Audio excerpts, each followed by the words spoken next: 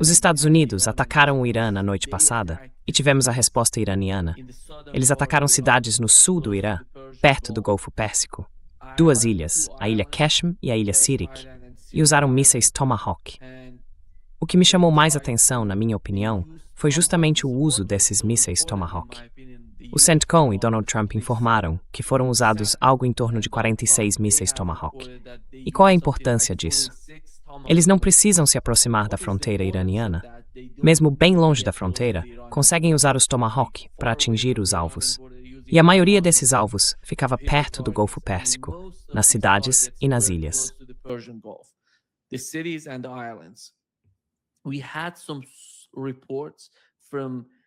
Recebemos alguns relatos de Karaj, que fica perto da capital iraniana. Depois, tivemos pelo menos 2 explosões lá, e foi só isso.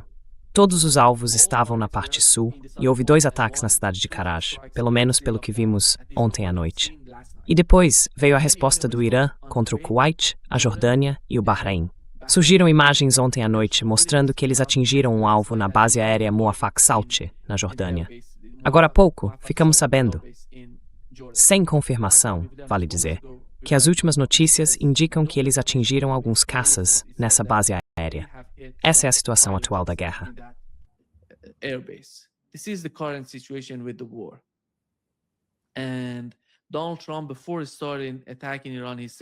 E o Donald Trump, antes de começar a atacar o Irã, disse que queria pressionar o país para aceitar o acordo. Mas que acordo é esse? A gente não sabe. A delegação do Catar foi ao Irã ontem. A gente achou que eles tinham saído de lá antes do ataque acontecer. Mas não, hoje foi confirmado que eles ainda estavam no Irã quando os Estados Unidos atacaram. E só hoje eles deixaram o país. Essa é uma parte. A outra, que também é importante, é que tudo isso vem depois de uma suposta denúncia. Uma história que surgiu nos Estados Unidos, dizendo que um helicóptero Apache no Estreito de Hormuz teria sido atingido por um drone. Um drone iraniano teria acertado o helicóptero. Os 2 pilotos estão vivos, sem ferimentos. Nada aconteceu com eles.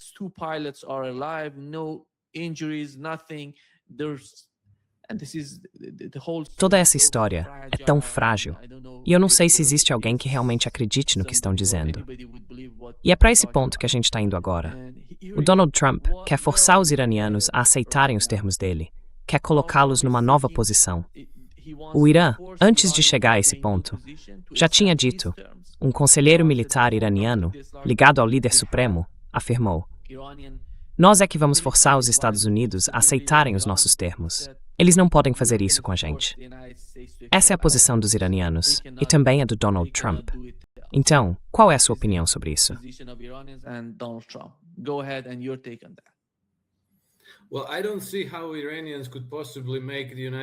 Olha, eu não vejo como os iranianos poderiam fazer os Estados Unidos aceitarem as condições do Irã quando os Estados Unidos têm o maior poder militar da história da galáxia Via Láctea.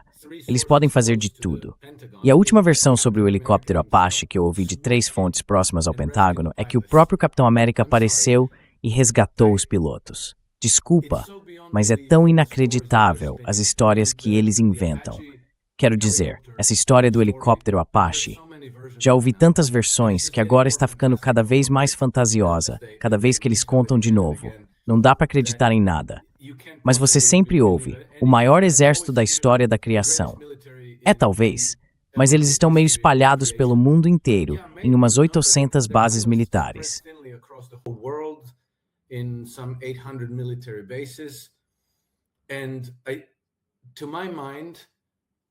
Na minha opinião, Donald Trump e a equipe dele decidiram insistir na estupidez. Porque eu não entendo porque eles acham que podem forçar o governo iraniano a se submeter aos seus termos. O Irã está lá, em casa, lutando uma guerra existencial. Já os Estados Unidos estão a mais de 10 mil milhas de casa, travando uma guerra por escolha. Os Estados Unidos têm forças navais e bases militares, todas ali, expostas na superfície. Elas não podem se mover. Bom, os navios até podem, mas as bases militares não. Os iranianos, que se prepararam para isso por mais de 20 anos, mantêm a maior parte dos seus ativos mais importantes e sensíveis profundamente enterrados. Então são extremamente difíceis de destruir. talvez até impossíveis de destruir. Maybe they're impossible to destroy. And so every time there's an exchange of fire, Então, toda vez que há uma troca de tiros, os iranianos causam danos que os Estados Unidos não conseguem reverter com facilidade. Já os Estados Unidos, quando atingem algo importante, causam danos que os iranianos conseguem reverter e reparar com relativa facilidade. Ou seja, a cada troca de tiros, mísseis, bombas, o que for, um lado vai ficando cada vez mais enfraquecido e o outro, na pior das hipóteses, continua mais ou menos no mesmo nível. É muito difícil entender a lógica por trás dessas decisões. Mas eu li relatórios de agências de inteligência russas dizendo que toda essa conversa, as negociações, o cessar-fogo, é só uma cobertura, uma preparação para uma ofensiva terrestre. Tá, isso faz sentido. Mas ofensiva terrestre quando? Em julho? Sério? Que sentido isso faz? É justamente a época mais quente do ano. it's like absolutely the hottest time of the year. It's brutal. Again, it favors the defender É brutal. versus the attacker. De novo, isso favorece o defensor, não o atacante. Então, para onde eles acham que estão indo com isso? É como se estivessem correndo direto para as garras da derrota. Eu realmente não entendo. E aí, sabe, as declarações do Trump, é melhor nem ouvir, porque estão indo cada vez mais longe, de um lado para o fantasioso e ficando cada vez mais vulgares. Me parece que eles não sabem o que fazer. E a única coisa que sabem fazer é jogar bombas. Então eles dizem, o que a gente faz agora? Ah, dane-se, vamos jogar mais bombas e ver se alguma coisa acontece. De qualquer forma, eu acho que a posição deles está ficando cada vez mais fraca. I think that their position is growing weaker and weaker. I think particularly Israel's position is growing weaker and weaker. Eu acho que especialmente a posição de Israel está ficando cada vez mais fraca. Sabe, eles não dizem isso, não anunciam, mas dá para ver, pelo jeito como Israel conduz as guerras, que eles perderam a confiança de forma bem profunda, que estão bem desesperados. E uma coisa que eu tenho me perguntado agora é que essa parece ser uma oportunidade histórica para o Irã mudar completamente a arquitetura de segurança da região. E na minha visão, isso significa que eles precisam manter o impulso, ainda mais agora que estão atingindo seus adversários. E ao longo de todos esses anos, se preparando para isso, eles também criaram esse chamado eixo de resistência, que provavelmente inclui mais recursos do que a gente imagina. Which includes probably more assets than we know of. You mentioned Kataib Hezbollah in Iraq. Você mencionou o Kataib Hezbollah, no Iraque. A gente não sabe exatamente o quão poderoso ele é, mas ele faz parte de uma rede maior de forças de segurança no Iraque, que é aliada do Irã. Também não sabemos ao certo o que aconteceu com partes do exército árabe sírio que deixaram a Síria depois da queda do governo de Bashar al-Assad, mas elas foram para algum lugar. Sabemos que uma parte foi para o Iraque, mas quem sabe talvez tenham acabado indo para o Irã também. Então eu tenho me perguntado se não vai haver um componente terrestre nessa guerra. Simplesmente começando a atravessar o Iraque, entrando na Síria, chegando até as fronteiras de Israel e a partir daí começando incursões dentro de Israel. Borders and then start having incursions into Israel. And so I think that the recent reports about Eu acho que os relatos recentes sobre o Hezbollah infiltrando Israel são muito interessantes nesse sentido, porque no começo parecia que era só um cara que agiu por conta própria. Mas ao que tudo indica, não foi bem assim.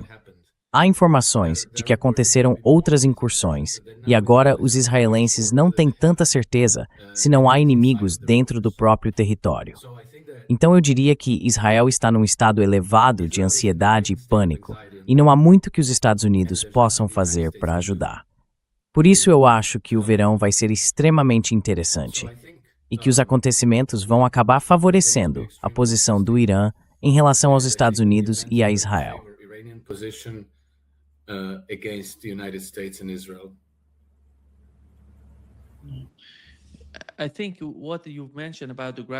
Eu acho que o que você mencionou sobre a invasão terrestre, a avaliação por parte da inteligência iraniana é a mesma. Porque desde o início da guerra, os Estados Unidos estão atacando o Irã. E a gente viu o Irã atacando Erbil, no Kurdistão iraquiano. O Irã não está respondendo diretamente aos Estados Unidos, mas está atacando o Kurdistão iraquiano porque acredita que pode haver algum tipo de movimentação naquela região, talvez alguém tentando entrar ou até atacar iranianos. Por isso, eles estão controlando o Kurdistão iraquiano em Erbil. Eu diria que Erbil está se tornando talvez a nova Gaza, porque eles veem o que está acontecendo. As pessoas estão chegando, tentando entrar, mas há áreas onde estão usando esses grupos terroristas. E o Irã simplesmente vem arrasando, vem destruindo completamente essas áreas.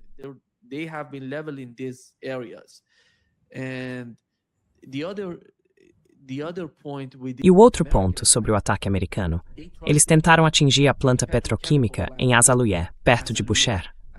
2 mísseis Tomahawk foram interceptados ali. Isso é novidade para o sistema de defesa aérea iraniano. A gente não tinha visto isso antes. Depois, o CENTCOM veio a público e disse: nós não atacamos a planta petroquímica. Mas as pessoas no local confirmaram que algo aconteceu, porque nas primeiras horas, os relatos eram esses. Os Estados Unidos atingiram a planta petroquímica em Azaluyeh, foi o que disseram. Mais tarde afirmaram que não, que aquela fumaça que estava subindo era por causa dos mísseis Tomahawk. Eles foram atingidos, e nada aconteceu com a planta petroquímica, nenhum dano. Essa foi toda a história. Agora sobre a invasão. Sinceramente, Alex, eu acho isso uma estupidez.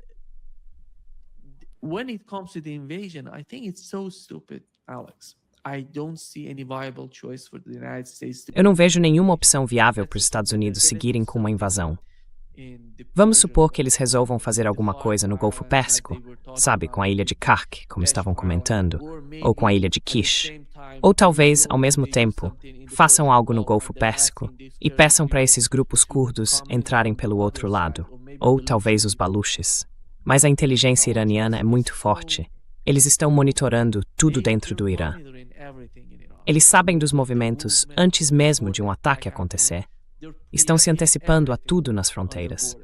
São todos ataques preventivos. E se os Estados Unidos entrarem no Golfo Pérsico, isso seria um confronto enorme entre os Estados Unidos e o Irã. E eu não vejo nenhum cenário favorável para os Estados Unidos se eles decidirem fazer isso.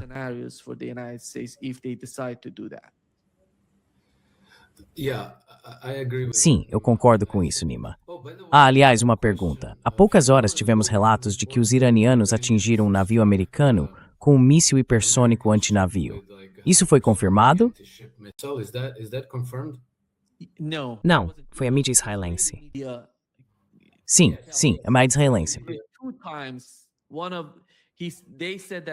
2 vezes. Disseram que o Irã atingiu um navio de guerra americano. Depois disseram que era um míssil hipersônico. Mais tarde, afirmaram que o Irã atingiu 2 navios comerciais no Estreito de Hormuz. Aí as pessoas começaram a confundir aquele primeiro navio atingido com o segundo relato no Estreito de Hormuz. Disseram que talvez esses 2 navios fossem os mencionados naquele relatório, mas não há confirmação. A gente não sabe o que aconteceu. Pode ser que sim. Pode ser, porque o CENTCOM disse que nenhum navio de guerra americano foi atingido por mísseis ou drones iranianos. Mas o CENTCOM negou isso. E o CENTCOM, de novo, está negando o fechamento do Estreito de Hormuz. O Estreito de Hormuz está totalmente fechado, como a gente comentou.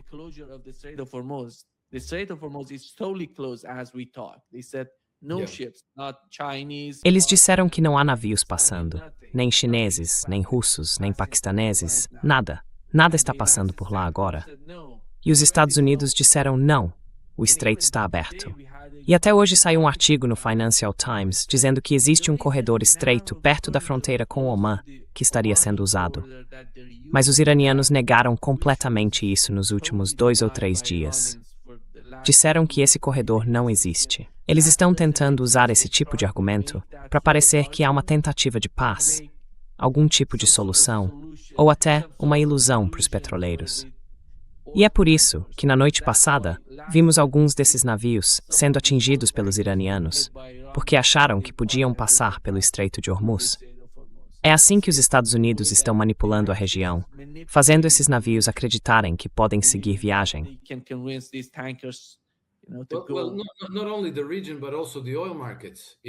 Bom, não é só a região, mas também o mercado de petróleo, sabe?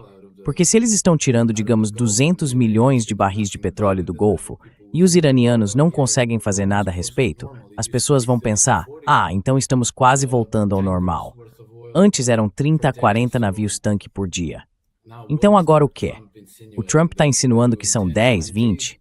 Isso parece quase normal de novo, mas quase certamente não é verdade. É muito lamentável que a gente não possa mais acreditar em uma única palavra que sai do governo dos Estados Unidos, porque eles vivem distorcendo as histórias e logo depois se descobre que não eram verdadeiras. Então, especialmente, até a melhor versão das histórias deles já é automaticamente suspeita. Ou seja, não dá para acreditar em nada.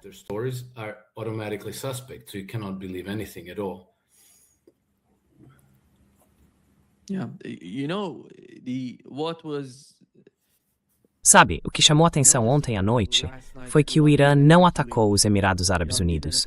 O Irã não atacou a Arábia Saudita, não atacou os Emirados, mas atacou a Jordânia, o Kuwait e o Bahrein. Eu não sei qual é o principal motivo, basicamente, quando se trata dos Emirados, mas o Trump disse ontem que Israel não faz parte dessa operação. Eles não estão ajudando a gente. Não estão fazendo nada. Os israelenses confirmaram em várias declarações que não fazem parte dessa guerra, que não estão fazendo nada lá. E um argumento possível seria por causa do aeroporto Ben Gurion, que está cheio de aviões americanos. Se alguém quiser atacar, vai acabar atingindo cada um desses aviões.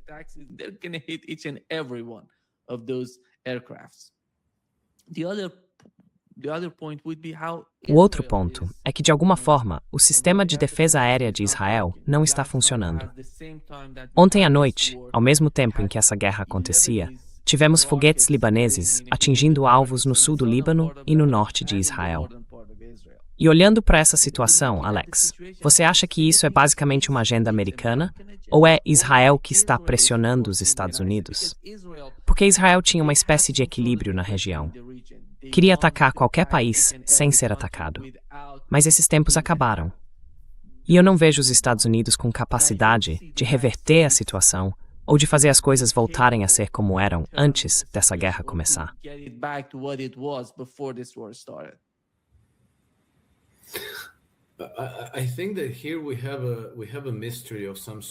Eu acho que aqui a gente tem um tipo de mistério, Nima, porque é muito difícil explicar como um país pequeno, lá no Mediterrâneo, consegue controlar de forma tão completa o exército da maior superpotência do mundo, como eles conseguem ter tanta influência. Aí as pessoas dizem, mas você sabe, os doadores judeus têm muito dinheiro. Tá, mas o que você quer dizer com isso? Que os chineses não têm muito dinheiro, que os árabes não têm muito dinheiro, que os russos não têm muito dinheiro. Muita gente poderosa no mundo tem muito dinheiro.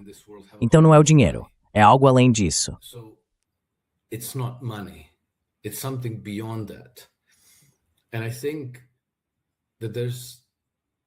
E eu acho que existe algum tipo de conspiração anglo-sionista com raízes muito profundas, que provavelmente vem infiltrando e cooptando as estruturas de governo dos Estados Unidos há décadas, talvez desde antes mesmo de Israel ser concebido.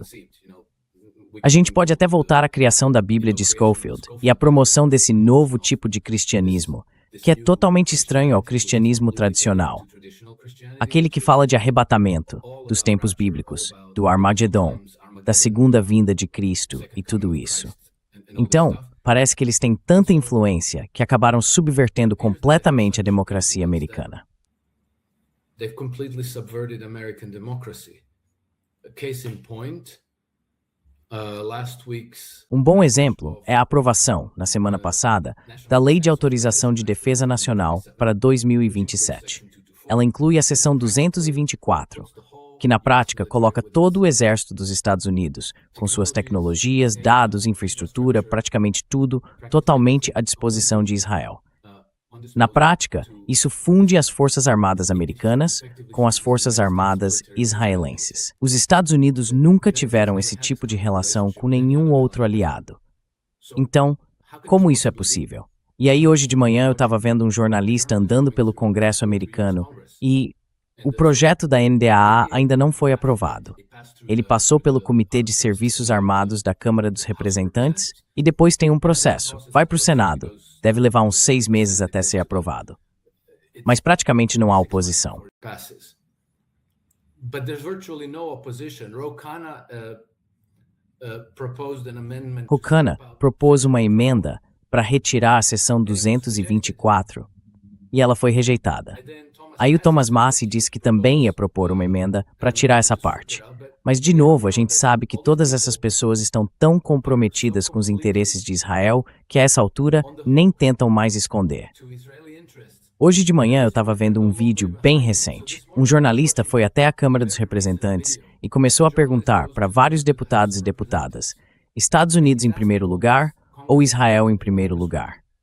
Ele deve ter feito essa pergunta para pelo menos uma dúzia deles enquanto passavam por ali.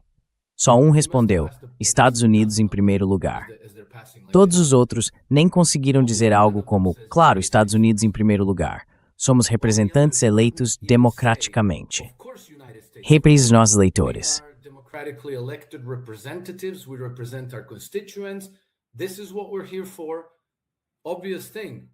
É para isso que a gente está aqui. Coisa óbvia. Para que serve essa pergunta idiota? Mas não, nenhum deles consegue, bom, com uma exceção. Nenhum consegue aparecer diante de uma câmera e dizer América em primeiro lugar. Isso é simplesmente, eu fico impressionado. Totalmente impressionado. Então, claro, se eles têm influência suficiente para fazer isso passar no Congresso dos Estados Unidos, para basicamente introduzir um cavalo de Troia israelense dentro das estruturas militares americanas. Então, será que eles têm poder suficiente também para pressionar por um alistamento obrigatório? Para começar a recrutar jovens americanos para o exército, para ir lutar contra o Irã em nome de Israel? A Palantir está falando sobre isso. O Alex Karp vem falando sobre isso. Alex Karp has been talking about this.